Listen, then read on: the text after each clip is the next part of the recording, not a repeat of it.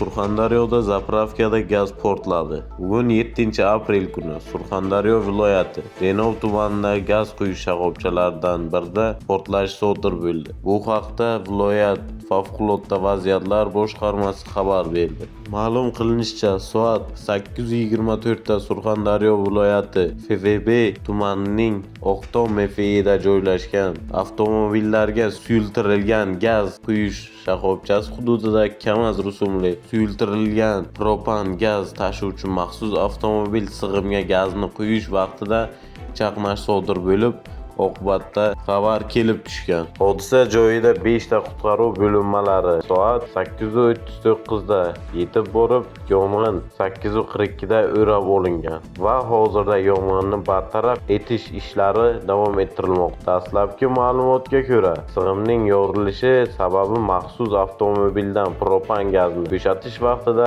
texnologik jarayonning buzilishi taxmin qilinmoqda. Voqea joyida viloyat FVB rahbari xodimlari, Denov tumani IIB hudud gaz ta'minot rahbari va xodimlari chiqqan hamda hodisaning kelib chiqish sabablarini aniqlash ishlari olib borilmoqda.